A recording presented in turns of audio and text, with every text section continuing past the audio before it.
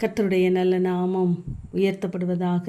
மீகா 4:2. கர்த்தரின் பர்வதத்துக்கும் யாக்கோப்பின் தேவனுடைய ஆலயத்துக்கும் போவோம் வாருங்கள், அவர் தமது வழிகளை நமக்கு போதிப்பார் என்று நாம் வாசிக்கிறோம்.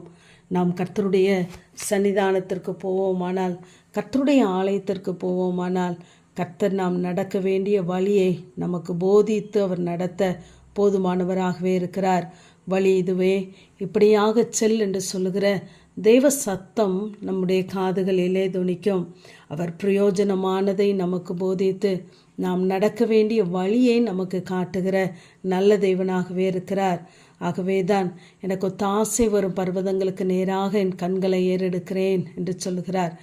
நமக்கு ஒத்தாசை வருகிற பர்வதத்திற்கு நேராக, தேவ சந்நிதிக்கு நேராக நம்முடைய கண்களை, நம்முடைய கைகளை நாம் ஏறெடுப்போமானால் நிச்சயமாகவே வானத்தையும் பூமியும் உண்டாக்கின கர்த்தரிடத்திலிருந்து நமக்கு ஒத்தாசை வருகிறதாகவே இருக்கும்.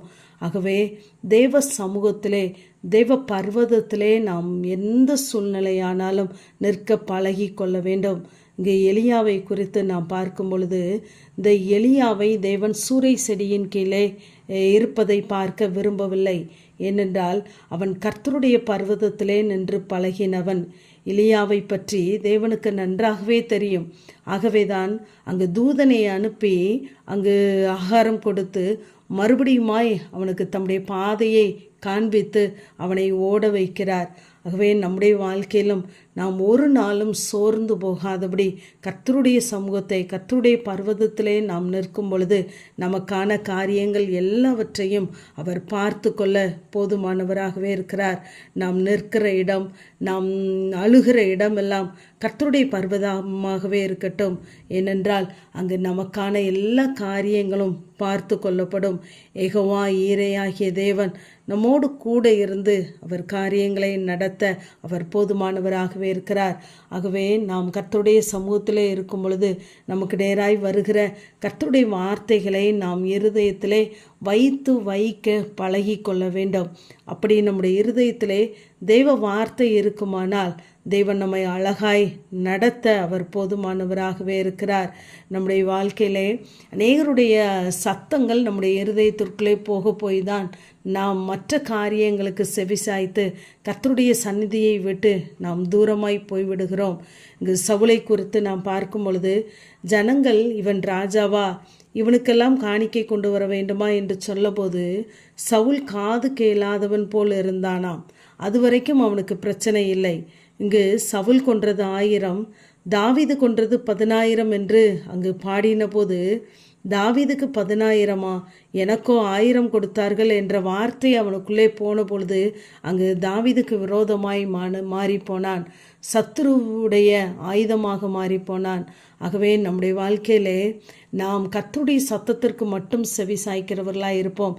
கர்த்தருடைய பர்வதத்திலே நாம் நிற்போமானால் நிச்சயமாகவே கர்த்தருடைய வார்த்தையை நம்முடைய இருதயத்திற்குள்ளே நாம் வைக்கிறவர்களாக இருப்போம். இந்த எலியாவை குறித்து தேவன் ஒரு பெரிய திட்டத்தை வைத்திருந்தார். அங்கு சீரியா ராஜாவாகிய ஆசகேலை அபிஷேகம் பண்ண வேண்டும் என்றும், இஸ்ரவேலின் ராஜாவாகிய யெகூவை அபிஷேகம் பண்ண வேண்டும் என்றும், எலியா தீர்க்கதரிசியை அபிஷேகம் பண்ண வேண்டும் என்ற ஒரு பெரிய திட்டத்தை வைத்திருந்தார். ஆனால் அவன் அங்கு பர்வதத்திற்கு நிற்பதற்கு பதிலாக அங்கு சூரை செடியின் கீழே போய் படுத்து கொண்டான். இது தேவனுக்கு பிரியமான காரியமல்ல. ஆகவே நாம் தேவ சமூகத்திலே நாம் ஏறுகிறவர்களாக இருக்க வேண்டும். மோசே சீனாய் மலையிலே ஏறின பொழுது தேவன் இறங்கி வந்தார். அப்படிப்பட்ட ஒரு ஜப அனுபவம் நம் ஒவ்வொருவரிடத்திலே காணப்படுகிறதா இருக்க வேண்டும்.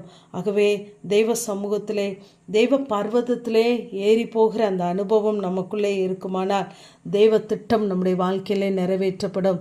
நாம் நடக்க வேண்டிய வழியை தேவன் ஒவ்வொரு நாளும் நமக்கு போதித்து நம்மை நடத்த போதுமானவர். ஆமேன். ஜபம். பிதாவாகிய தேவனே, குமாரனாகிய இயேசு கிறிஸ்துவின் நாமத்தின் மூலமாய் உடைய சன்னிதானத்தில் வருகிறேன். கர்த்தரின் பர்வதத்திற்கும் யாக்கோப்பின் தேவனுடைய ஆலயத்திற்கு போவோம் வாருங்கள், அவர் தமது வழிகளை நமக்கு போதிப்பார் என்ற வேத வார்த்தையின்படி கர்த்தாவே, நாங்கள் நடக்க வேண்டிய வழியை எங்களுக்கு போதித்து ஒவ்வொரு நாளும் நடத்துங்க. நாங்கள் ஒவ்வொரு நாளும் உடைய தெய்வ சந்நிதியிலே தெய்வ பர்வதத்திலே காணப்பட எங்கள் காரியங்களை எல்லாம் நீங்கள் பார்த்து கொள்ளுவீங்க. இயேசுவின் மூலம் ஜெபங்க எங்கள் நல்ல பிதாவே, ஆமென்.